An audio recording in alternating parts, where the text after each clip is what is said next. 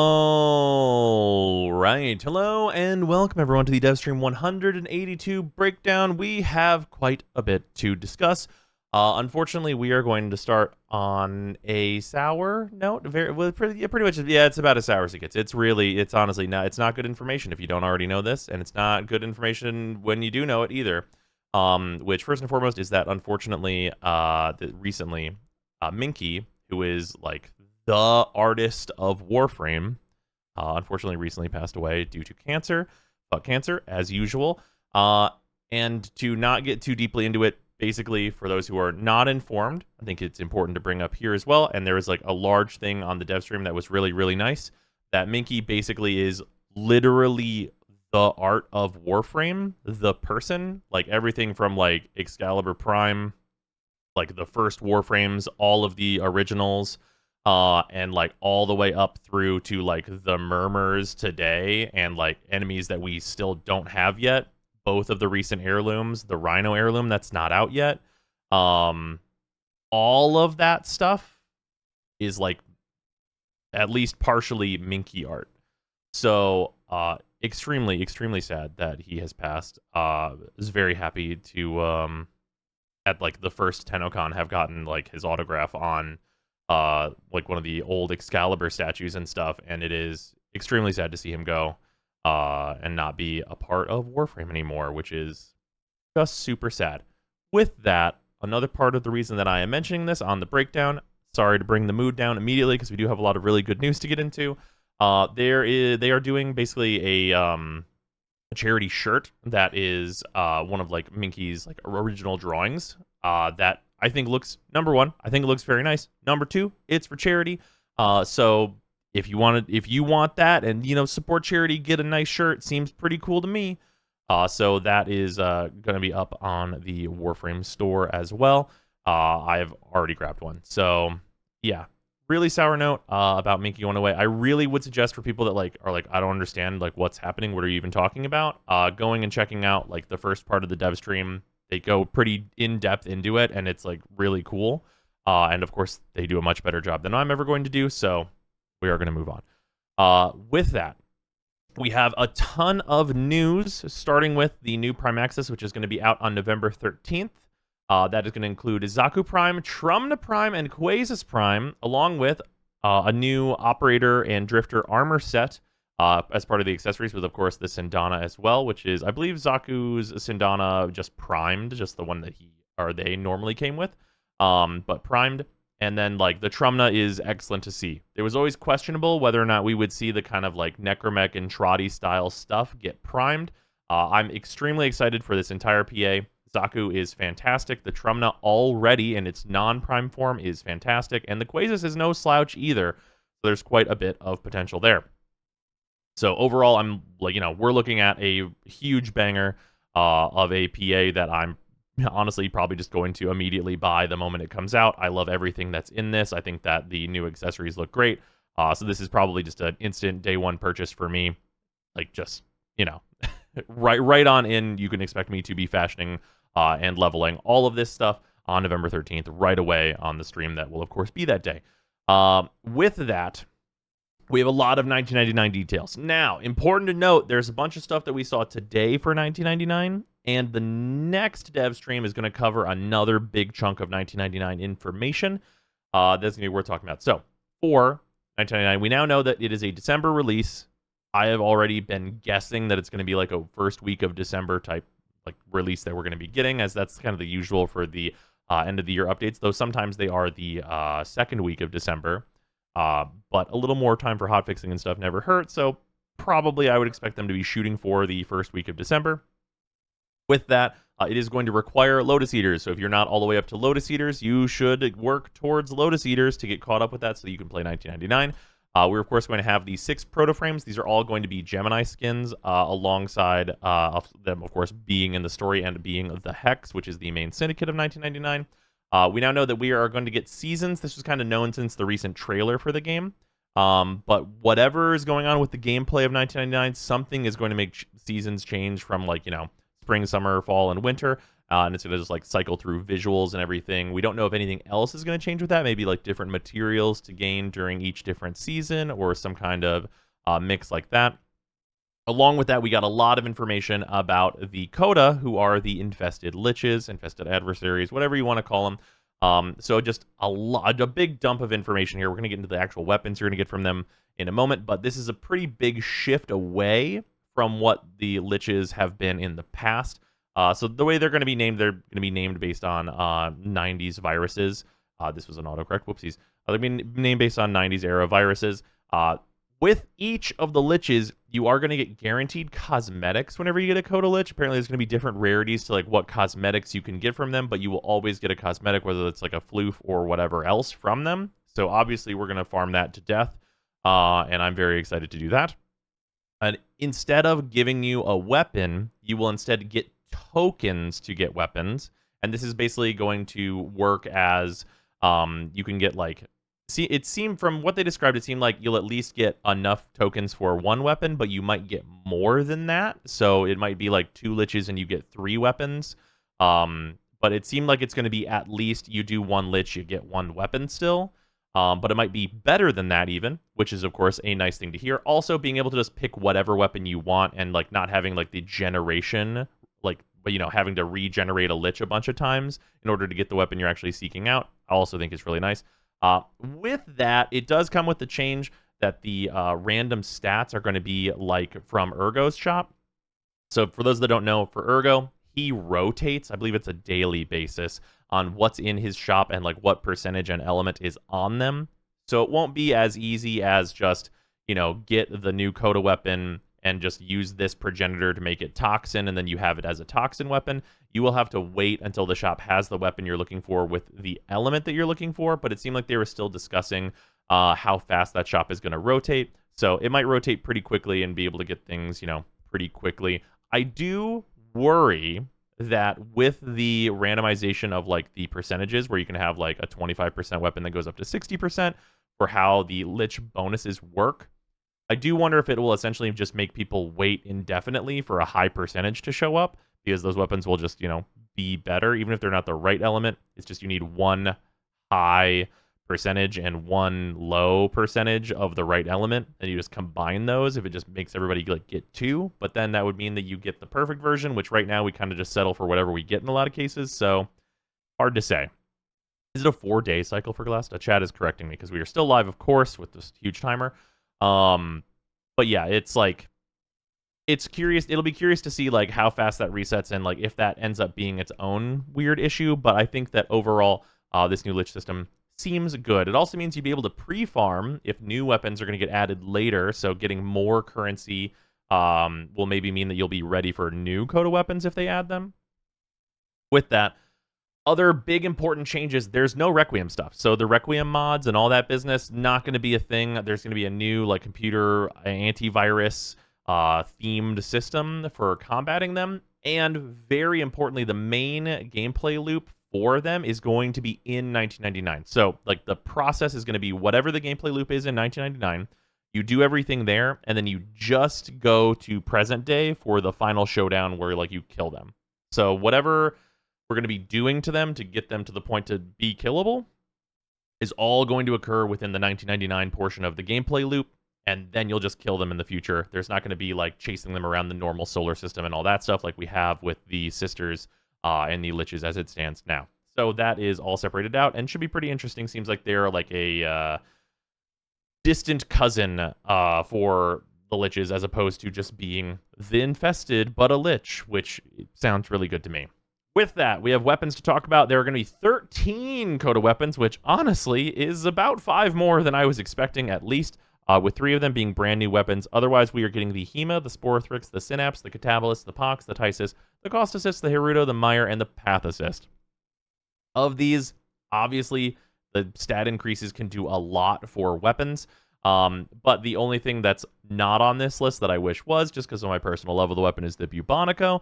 But otherwise, I feel like they honestly really hit all of the bangers. Some people maybe wanted to see like Mutilus Cernos or something, or maybe Proboscis Cernos if they were really hoping.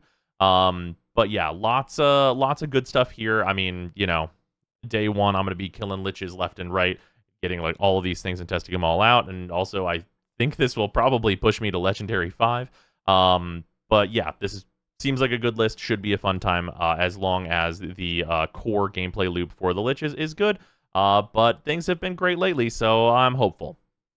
With that, Liches and the Tech Rot infested in general, we have more of the Tech Rot faction kind of getting shown. There's these two unique units here, which are the Brachialist and the Babao. The Babao seems like it's like a huge guy that you'll rarely see. And also the Brachialist, while this in the concept art looks like a Juggernaut, it's actually like maybe 5 or 6 times the size of a Juggernaut. They're absolutely huge, and they can like blow up these balloons on their back and fly and like become like an airborne turret. Which is very cool and very different. I know in the concept art it just looks like a Juggernaut, but it is not.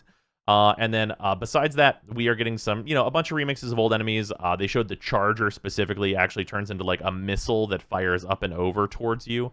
And then there are going to be new ancient variations, and something that's going to be backported to how we deal with the infested now is the ancients are going to get like more kind of exaggerated attacks so that you can more easily tell whenever they're going to slap you and take all of your energy. So a few new ancients and new animations for them should clear things up in a number of different game modes, which is cool. They did show like Gemini skins a bit. They showed the transformation animations for 2 of them that we had not seen yet, which was Letty and Amir's. Their notes about Gemini skins is basically that there's going to be hundreds of lines of dialogue for gameplay. They have it for like marking things whenever they actually transform. Like it seemed like reloading was one, and like just a ton of dialogue, but with a cooldown so that they're not overly chatty.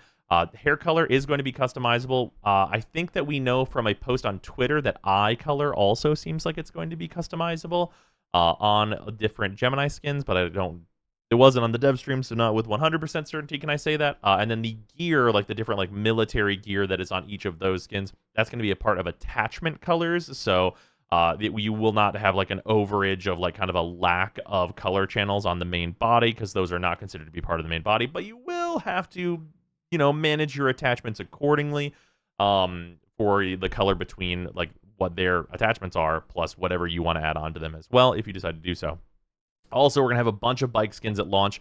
It seemed like about 7 were hard confirmed, but there's up to like 11 that they're working on, which is a ton. So someone on the dev team absolutely loves the bikes, even like pretty much sight unseen, which seems cool. There's a couple like unique models. Seems like there's a couple like deluxe tier skins, and then a couple other just reskins that they showed that I've decided not to include here so we don't get stuck on it. And then tons of new Drifter fashion. I picked out 2 of these. There's going to be a lot of Tenogen Drifter fashion as well.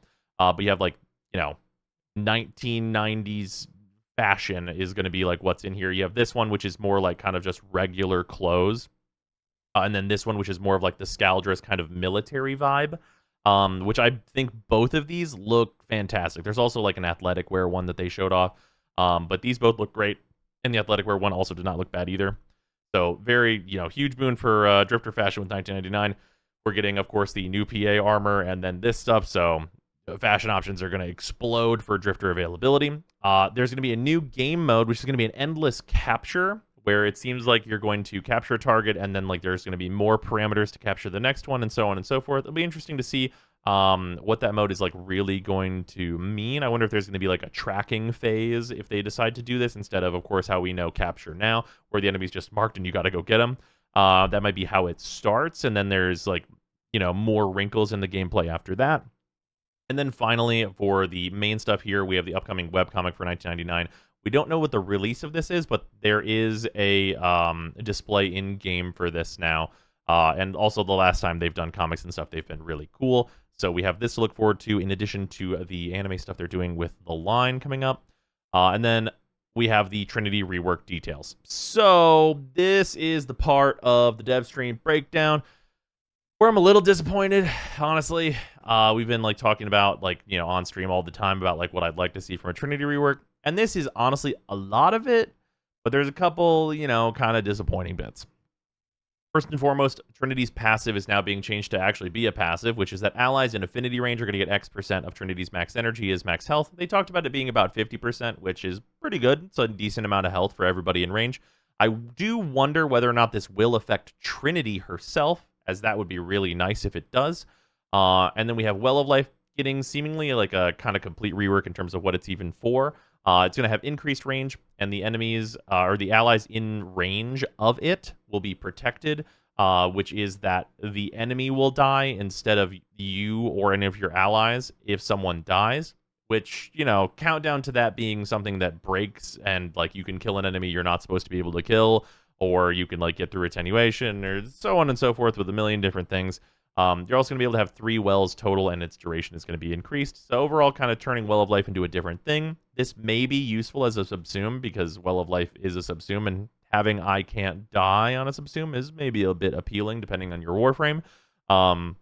But kind of an interesting one overall. EV is going to have a positive duration, giving it additional pulses, which means the total energy produced by EV will increase with higher duration, which is a good thing, because it used to make you give less energy, which would be really bad.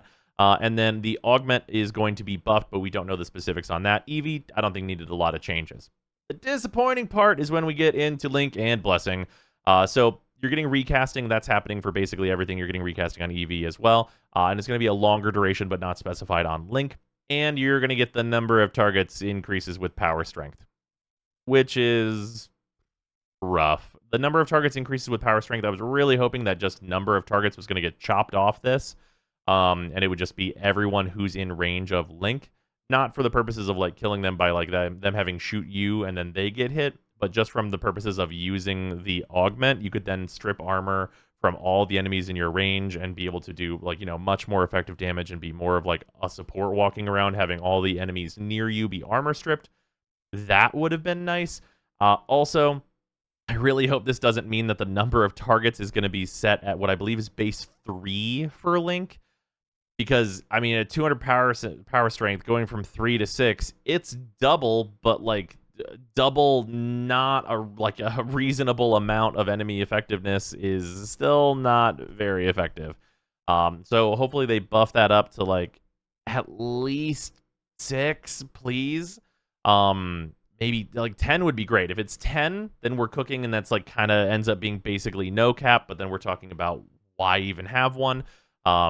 So yeah, that's what's going on with Link. A bit of a disappointment here. At least it's got the higher duration to work with. And then on Blessing, we're getting its duration increased as well. Hopefully from like 12, which I believe is what it is now, up to like 20-ish would be good. The augment is going to be buffed. Big disappointing thing here on Blessing is not a 90% DR ability. It goes to 75%, which is not great, which you usually then have to combine with Link to get any kind of reasonable amount of DR, especially for a support. So this still being capped seemingly at 75% is hugely disappointing. This really, really should be 90%. As a reminder for anyone who does not remember, Citrine, obviously a newer Warframe, but her just pressing her 2 and playing regularly gives 90% DR to all allies in affinity range permanently. So maybe Blessing should probably be up at 90% DR at least. I think that Trinity could probably use it, considering she's going to have basically no offensive capabilities at all, which we want to look at Trinity again as a more recent support Warframe. She also has a ton of. So I don't think that this Trinity rework is really going to do a lot to make her much more relevant. It will be like more comfortable to play her. The extra durations do a lot for that. In terms of not having to just absolutely spam Blessing, even if you're on a duration build. So that will be positive. But I really, really wish that Link had been reworked into like a light DPSing ability, or even like a good DPSing ability, and then Blessing bumped up to 90%. Because I think that Link had a lot of potential as something to help Trinity clear enemies out. And like the others, like the Eevee and the Well of Life changes, I think are very good. And like just bumping Blessing to that 90% cap would have been tons. So Link being like the odd one out for like helping her do damage would have been nice. But as it stands, it just feels like she's going to be a, you know, support only, which is fine if she's much better at supporting than other frames, but it seems like that's not going to be the case either. So yeah, not like better, but probably not fantastic incoming Trinity rework. Hopefully the Nyx rework, which we're going to be seeing next dev stream, it instills more faith, but this one is like kind of on the lower end from what we have as details. Also, next dev stream, we are getting the Scaldra deep dive and also the deep dive into Site 09. So hopefully we see Nyx and Site 09 on the next dev stream. That'll be, you know, right before release, theoretically. So that'll be interesting. Also, as a note, there was the second Soulframe dev stream that happened. I just have a few main tiny takeaways here. Realistically, if the Soulframe Devstreams continue to happen right before the Warframe Devstreams, I probably will continue to like tack on information here about Soulframe that like we're getting out of that. With that, it's going to be much lower level and like less specifics because they're still in like the pre-alpha stages and people don't really have access to it. So it's really only going to be information that I'm updating you guys with that is going to be relevant to kind of everybody as opposed to just people who are taking place in the rapidly changing Preludes environment. With that, there's no release date yet. Obviously, that's the most important piece of information for all of us. There's no release date yet. They're still like, you know, it's going to be closed for a while. They are soon going to be giving people who have access friend keys to give out. I think they said it's going to be 3 or 4 of those. So you'll be able to get people in and like, you know, squad up and stuff in the Preludes for Soulframe if you are in that. Also, big important note, they showed a lot of gameplay. So that looks much better than it did at TennoCon. Insanely better. Like the environments look better. It's like not nearly as washed out. The gameplay hits hits seem like way better, and just the whole of it looked much improved. It looked a lot less like kind of some of like the very washed out Elden Ring environments, and a lot more like a Witcher 3 in terms of what we were seeing. But yeah, just like really good stuff. It is still curious what like the actual long-term gameplay loop of that game is going to be, but I'm interested to see where it goes, especially with like kind of each time we actually see it, it seems to look better and better. But yeah, that's going to do it for the Devstream 182. Really sad news about Minky. And then otherwise, a lot of good and interesting news. Very much a banger PA is coming up. But yeah. Good stuff. And hey, you can expect me to still be live. I'm going to be uploading this while I'm live, and it's going to go live while I'm live, and then you can come over and we'll be live doing all kinds of stuff. Because the streamathon is somehow continuing. It's day 111. What in... All right, we're back from TennoCon, and the streamathon is going to continue. But there will, of course, I will try and have there be videos as well as the streamathon at the same time if I can. Also, thank you to the $10 patrons: Athean, Alex Parnham, Arbiter Daydream, Benuven, Brutus Salazar, Canalatra, Club World 3, Dylan Dworsky, Athrain, Afan, James Harstone, JC4 Science, Josh, Lou Zanth, Malik X Williams, Mark Smith, Mikakel, Minty Ginja, Mitchta, Nerve, Ruby, Sanyu, Skur, Sharp247, Tamrielic Wastelander, Tester ZWP, The Coupon of Death, Tomeworm, Victor Palmer, Waifu Wars, Waudato1, and Seraphir, and of course all of my other patrons as well. It is incredibly appreciated for all of your support. But yeah, we're gonna try and keep the videos a little bit more regular while the streamathon continues. And of course, we do have a free-to-play through coming soon.